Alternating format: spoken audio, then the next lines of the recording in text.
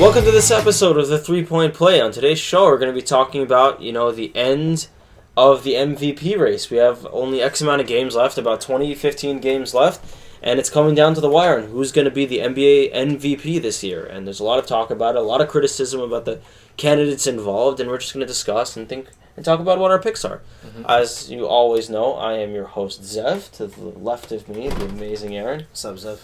And to the right of me, the legendary Jordan. Psych. Psych! I'm there! Alright, guys, let's just go into it. So, we've heard a lot of talk about how, this guy should be MVP, or he shouldn't be it because he does X, Y, and Z. And, let's just get a feel for it. What we think, why we think certain players should win, why we think certain players shouldn't. Let's start off with you, Jordan. Who should win? Who should win? And why do you think the other two aren't up to par? Well, the candidates right now, three of them, okay. Top three. James Harden, right, Russell Westbrook, or Kawhi Leonard. I think those are the three for almost everyone. Yeah, some people might say 4 or 5, add LeBron James and Isaiah Thomas, but I don't see that. I mean, some people think LeBron should win every year, but that's the three that we're hearing about a lot. Who do you think is going to win? I would have to pick Russell Westbrook. Okay. The walking triple-double. Well, he's averaging a triple-double. Has that ever been done before? Once. Yes. By who?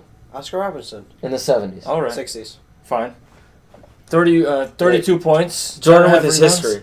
All right. 10 rebounds, 10 assists. How do you deny this? And look at the team he's on. Who's our starting? His shooting guard can't shoot. Andre Roberson.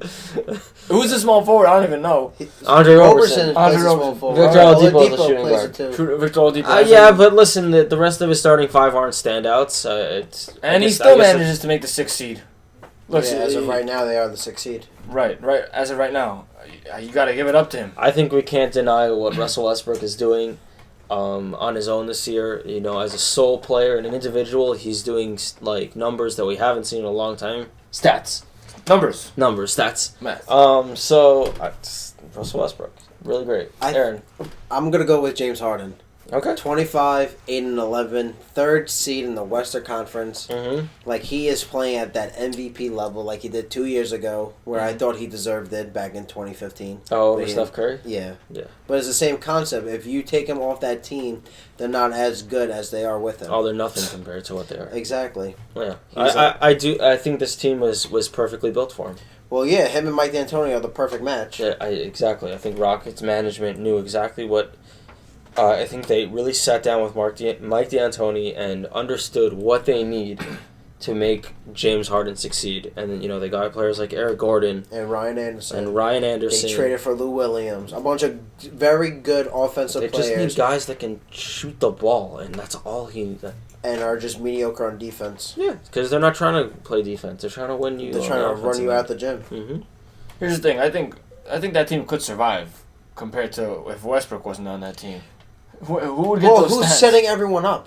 Who's setting everyone up in Houston? In Houston? Yeah, it's the same concept. Well, it's obviously Harden, but if he wasn't there, you have Eric Gordon off the bench. Yeah, now you got Lou Williams. But those guys won't be as significant as a playmaker as Harden is. No, same thing with Westbrook. Right, but other players would step up.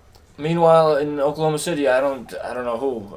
I think Christian. I think a lot of those players, if you take Harden and Westbrook off, the points will go up.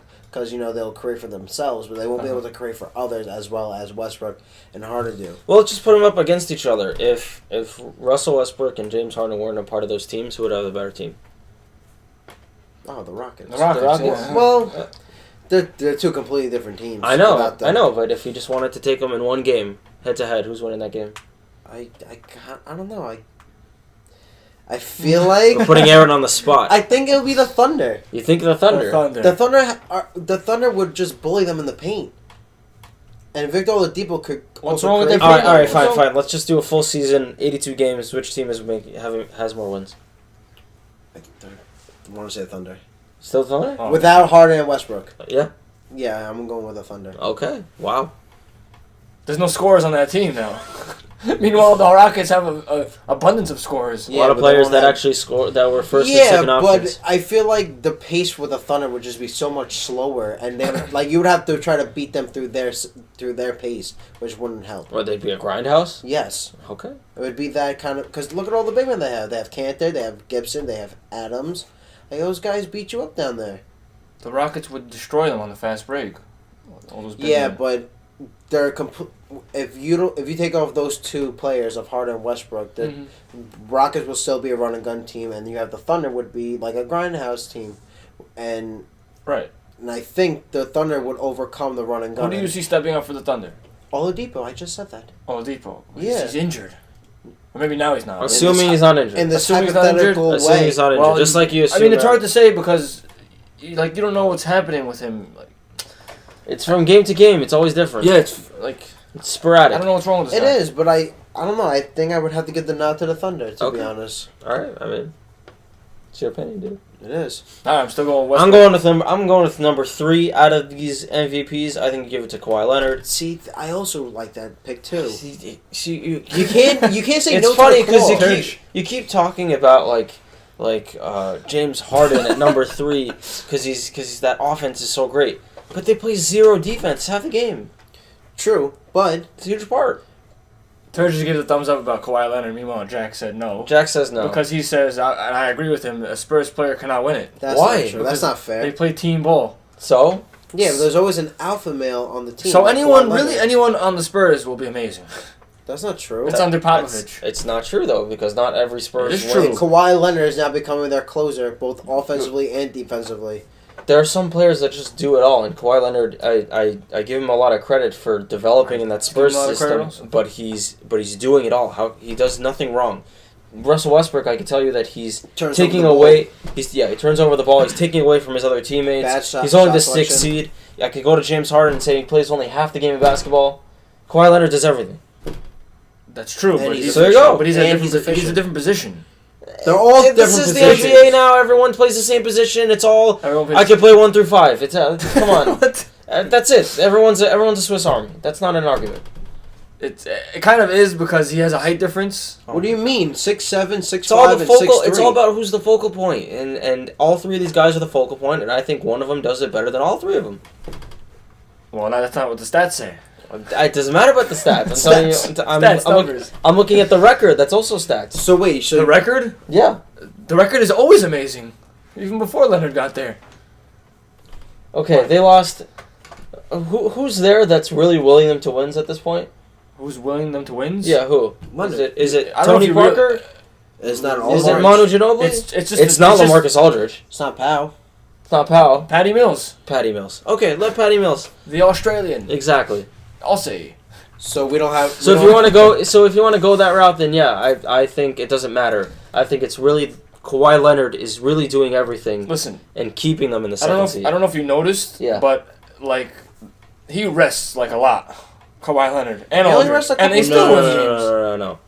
Okay, not a lot, but Okay, He and Good didn't enough. play the last game and because you of concussion say protocol. this as if it's his choice. It's not his choice to rest games. He doesn't want to rest games. You think Kawhi Leonard doesn't it want to improves his games. Yeah, when but he rests. It's not up to him. controls I can't fault the guy for having a coach that wants to keep him. I'm just saying they win. They win.